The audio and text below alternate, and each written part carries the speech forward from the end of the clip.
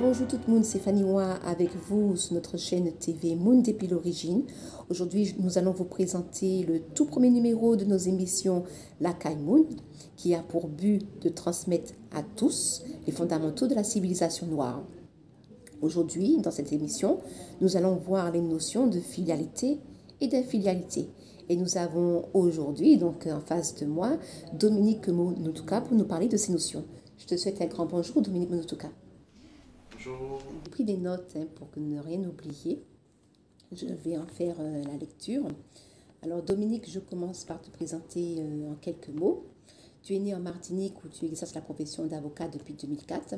Une profession que tu as mis au service d'une cause qui est l'exigence du respect de l'être humain et donc de l'identité humaine. Cet engagement, on le retrouve notamment dans le sujet de la thèse de doctorat que tu as soutenue en 2003 sur les notions de spécificité et d'égalité juridique dans le droit d'outre-mer. Dans cette thèse, en effet, tu soutiens que le statut qui nous est appliqué dans l'outre-mer français est inconstitutionnel, puisqu'il s'agit encore du statut d'affranchi régi par le Code noir qui n'a jamais été aboli. C'est ce statut communément désigné sous l'appellation d'assimilation juridique. Ton engagement pour le respect de l'être humain et de l'identité humaine se retrouve également dans les différents ouvrages dont tu es l'auteur. Adieu le Code noir, Ne m'appelez pas créole, Moon finit la névrose créole. Je ne les citerai pas tous. Dans ces ouvrages, tu dénonces notamment les fondamentaux de la société esclavagiste créole, qui est celle qui nous est encore imposée aujourd'hui. Tu mets en lumière le processus de créolisation que les colons esclavagistes ont élaboré pour nous maintenir sous leur domination dans ce système social créole, fondé sur leur vision occidentale matérialiste du monde. Processus de créolisation que tu décris avec précision dans ton ouvrage intitulé « Ne m'appelez pas créole ». À cette vision matérialiste, créole du monde, tu opposes la vision spirituelle Moon, que tu présentes dans l'ouvrage paru en 2012 sous le titre de Moon, Fini la névrose créole. La vision Moon est celle de la civilisation noire, fondée sur la vérité et le respect de l'identité humaine. Quelques mois après la parution de cet ouvrage, tu crées en mai 2012 l'association Moon, MUN, dont tu es le président, qui a pour finalité la manifestation, l'affirmation et l'institutionnalisation de l'autre Moon, qui est la filialité. Nous arrivons donc au cœur du sujet d'aujourd'hui, filialité et infilialité. Nous t'écoutons.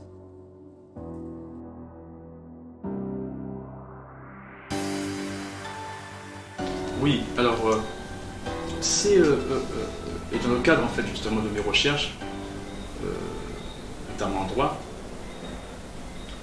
c'est le concept de filialité, d'infilialité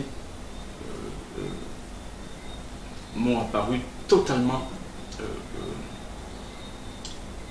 essentiel, vraiment essentiel, parce qu'en réalité, voilà les deux concepts qui renvoient aux deux types de relations qui existent et qui peuvent exister entre les êtres humains. Donc je parle de relations, de liens, de relations entre les êtres humains. Nous sommes en relation là. À partir du moment où on est en contact avec des êtres humains, nous sommes en relation avec ces êtres humains. Et donc, voilà, deux types de relations.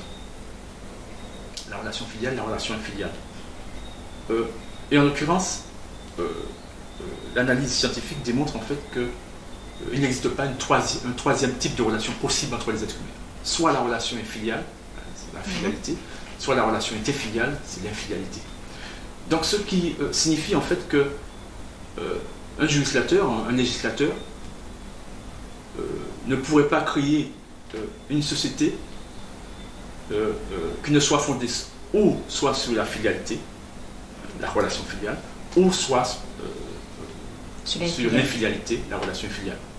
Parce qu'il n'existe pas une troisième possibilité de relation entre les êtres humains. Alors, ça simplifie énormément en fait la compréhension des sociétés, de toutes ces sociétés en fait qui nous entoure et puis celle dans laquelle nous sommes, hein, sa compréhension en termes structurels. Et ça nous permet aussi de déterminer la relation qui est instituée dans telle ou telle société et dans celle où nous sommes aussi. Ça nous permettra en fait de déterminer cette relation, si elle est filiale ou filiale. Alors d'abord, la relation filiale. Alors la relation filiale, elle est celle en fait qui caractérise ce que l'on appelle communément la famille, la relation familiale. C'est la relation en fait que l'on trouve entre une mère communément et ses enfants, un père et ses enfants, entre les frères et sœurs, hein, des cousins, etc.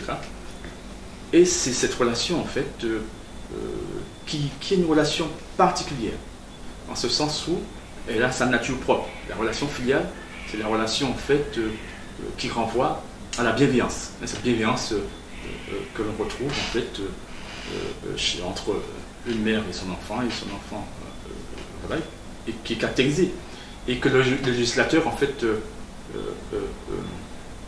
prend plus ou moins en compte, hein, dans sa construction. Et c'est quoi d'où provient la relation filiale?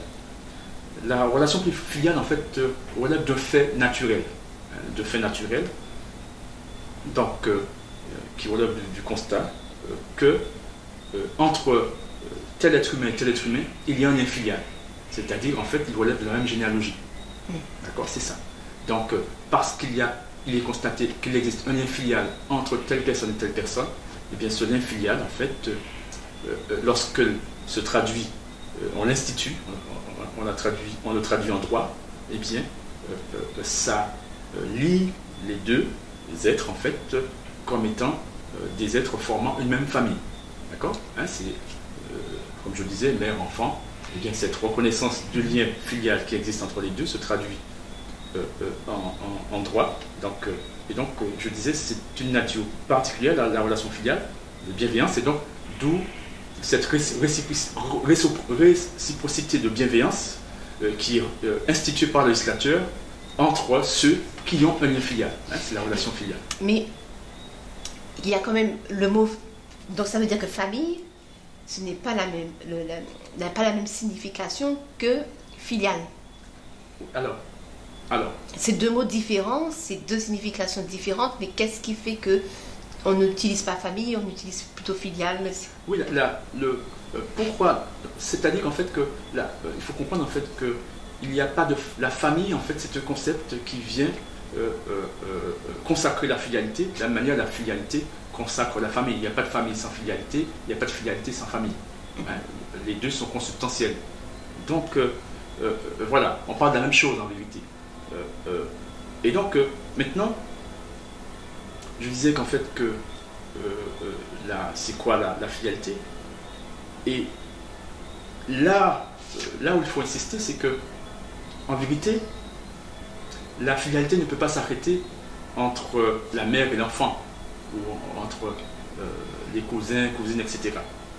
Simplement parce que, scientifiquement parlant, cela est démontré, tous les êtres humains, pour être un être humain, il faut de la généalogie humaine. Donc on ne peut pas être un être humain et ne pas avoir un lien filial avec un autre être humain. Donc en vérité, la filialité, c'est là où on va en venir, c'est là où en fait la dimension scientifique objective et incontestable en fait de ce constat, c'est qu'en réalité, tous les êtres humains ont un lien filial entre eux. Donc ça, c'est la vérité. Donc autrement dit, la relation familiale, hein, la consécration juridique en fait de la filialité consiste, lorsque la filialité est assumée, lorsque la société est fondée sur la filialité, consiste en fait à instituer comme vrai que tous les êtres humains qui constituent la société concernée ont un lien filial, et donc ça se traduit par l'obligation d'avoir une relation filiale entre tous les êtres humains constituant cette société. D'accord? Et par conséquent, on voit bien que dans la société fondée sur la filialité, eh bien, la relation filiale ne peut s'arrêter, ne peut se traduire, ne peut être instituée et reconnue en droit comme une obligation que pour, en fait, qu'entre, par exemple, la mère et son enfant, et l'enfant et la mère, etc. Mais entre tous les êtres humains constituent une société. Donc c'est ça la filialité. D'accord? C'est ça la filialité. Donc on voit bien que le concept de famille, lorsqu'on considère cela, n'est pas le concept en fait de famille que l'on trouve, que l'on entend communément, nucléaire, c'est-à-dire en fait papa, maman, enfant, etc. Ça se limite à ça. D'accord? On y reviendra.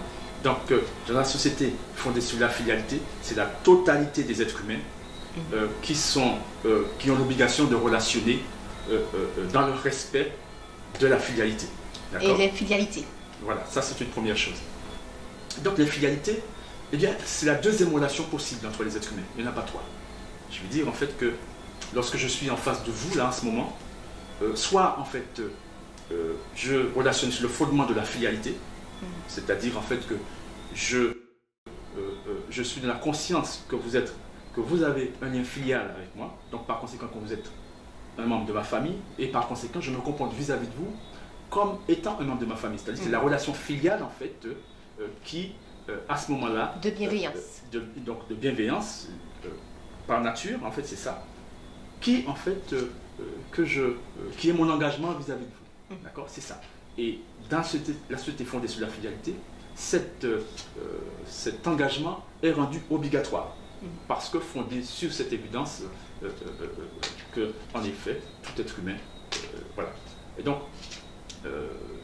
on revient en fait sur la relation filiale. Je disais, c'est la deuxième relation. C'est-à-dire qu'en fait, vis-à-vis de vous, je décrète, je suis dans la croyance ou l'espoir que vous n'avez aucun lien filial avec moi. D'accord? Et par conséquent, la relation qui est mon engagement vis-à-vis de toi, c'est une relation infiliale, c'est-à-dire en fait qu'elle est fondée sur la conviction, sur la croyance en fait que vous n'ayant aucun lien filial avec moi, vous n'êtes pas un membre de ma famille, donc par conséquent, c'est la relation infiliale en fait qui se justifie. Et donc, cette relation infiliale, vous l'avez compris, l'affirmer, c'est affirmer un mensonge. En tous les cas, c'est être dans la croyance en fait de quelque chose qui n'existe pas, parce que vous ne pourriez être un être humain en dehors en fait de la relation, en dehors de la généalogie humaine, et par conséquent, vous avez nécessairement en fait un lien filial, et nous sommes de la même famille, au sens objectif, au sens scientifique du terme. Par conséquent, lorsque je vous dis en fait que vous n'êtes pas de ma famille, que par conséquent, lorsque je vous impose en fait une relation filiale, comprenez bien, dire et juger, voilà, pas seulement ça, dire et juger en fait que vous n'êtes pas de ma famille, que vous n'avez aucun lien par conséquent, vous ne relevez pas de la filialité me concernant, que vous n'avez aucun lien filial avec moi, c'est vous sortir de la généalogie humaine. De l'humanité. Voilà, donc de l'humanité. C'est-à-dire que c'est vous nier votre qualité humaine, parce que vous ne pourriez être un être humain en dehors de la généalogie humaine, donc en dehors de la filialité. Donc il faut bien prendre conscience en fait de la dimension et la signification de ce type de relation qu'est la relation filiale. Et donc la relation filiale, c'est ce que justifie lorsqu'on analyse sa nature. Voyez ça comme un curseur. Au plus bas de son curseur, c'est le droit à l'indifférence, puisque vous n'êtes pas de ma famille, on n'a pas de lien filial, donc je n'ai pas d'obligation de bienveillance à votre égard fondée sur la filialité. Voilà, voilà. Donc, au plus bas du curseur, c'est l'indifférence, et au plus haut, parce que vous n'êtes pas de ma famille, eh bien, c'est l'hostilité, et qui peut se traduire par la mise en esclavage, par le génocide, par le meurtre, etc. Comprenez bien ça. Et donc, voilà, voilà les deux types de relations possibles. Vous comprenez bien qu'un législateur peut tout à fait choisir de fonder sa société, son corpus juridique, sur l'infilialité, même si c'est un mensonge. Et donc, à partir de là, eh bien, c'est la relation infiliale qui est instituée. Donc, comprenez bien qu'en fait, que lorsque la relation infiliale est constituée, c'est le déni d'humanité des uns et des autres, en fait, qui est institué. Et donc, à partir de là, apparaît bien entendu le concept de famille dégénérée, la famille dégénérée.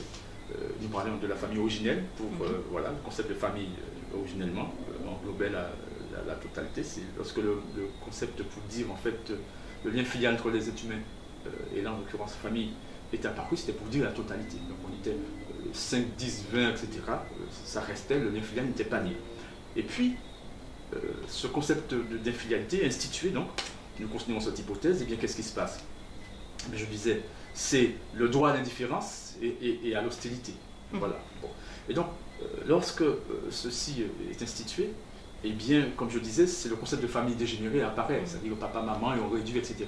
Mais il faut comprendre en fait que, en réalité, c'est pire que ça. C'est-à-dire que dans une société fondée sur l'infilialité, donc sur la négation du lien filial entre les êtres humains, eh bien, est une société en fait qui dénie, qui est fondée sur le déni de l'identité humaine.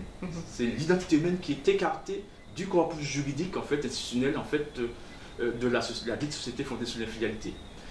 Et c'est là qu'apparaît le concept d'individu. Un individu. C'est-à-dire en fait que le concept d'individu, c'est le concept en fait abouti on en parlera dans une autre vidéo. Voilà. Ouais. Oui, on pourra en parler à une autre occasion. Parce que je pense qu'on a besoin de beaucoup plus d'explications pour l'individu. Voilà, mais pour l'individu, juste, je terminerai là, juste pour dire en fait que si la filialité, le lien filial, c'est un fait naturel, objectif, scientifiquement constaté, vrai, donc fondé sur la vérité, manifestation de la vérité, le concept d'individu qui est le déni de ça, c'est une illusion, c'est une construction mentale. Un individu n'existe pas, c'est un être fait séparé du tout, c'est un être qui n'est pas né. Et donc, par conséquent, se socialiser comme individu aboutit à ce qu'on connaît les droits individuels et aboutit à l'individualisme, etc., etc.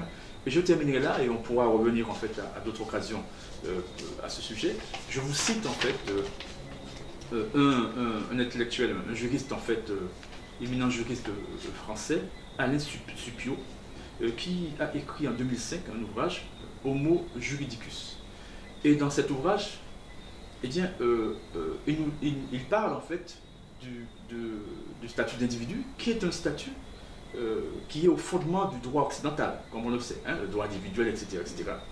Et il nous dit la nature de l'individu. Et à sa manière, et voilà ce qu'il dit. D'abord, en fait, il qualifie en fait le statut d'individu comme un montage anthropologique. On voit bien que c'est une construction mentale, ça n'existe pas. Hein, c'est comme le Père Noël. Et voilà ce qu'il dit. Parce que là, c'est un spécialiste.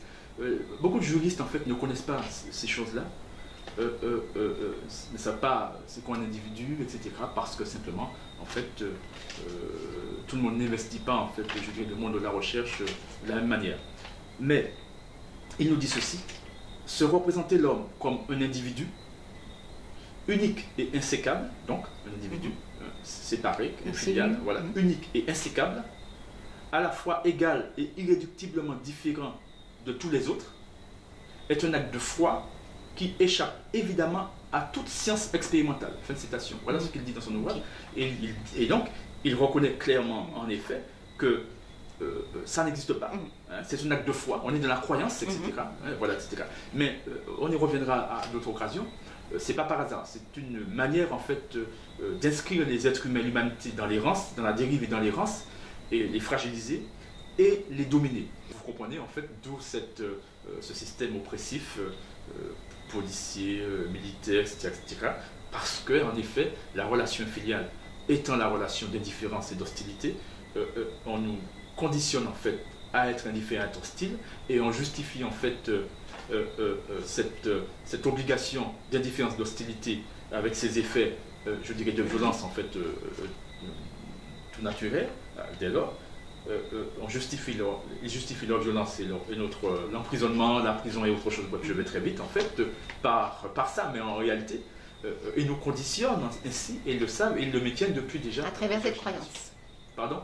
À travers cette croyance. À travers cette croyance. Avoir la foi. Voilà, tout à fait. Cette foi mais avec des conséquences désastreuses. Donc le mouvement en fait de Moon depuis l'origine, précisément, consiste en fait à faire connaître, à vulgariser ses connaissances, parce qu'il y a plein d'êtres humains qui sont de bonne foi, qui veulent sortir en fait de cette matrice en fait filiale en réalité, hein, qu'ils ne connaissent pas, mais il faut qu'ils connaissent, il faut qu'ils apprennent à connaître en fait cette matrice. C'est d'où l'objectif en fait de ces petites vidéos, de façon à ce que tous ces êtres humains soient cohérents dans en eux-mêmes, c'est-à-dire en fait que si on veut la justice, si on veut lutter contre, par exemple, en fait, la colonisation, ce rapport de domination, si on veut la justice, il faut savoir, en fait, comment ça se traduit en droit.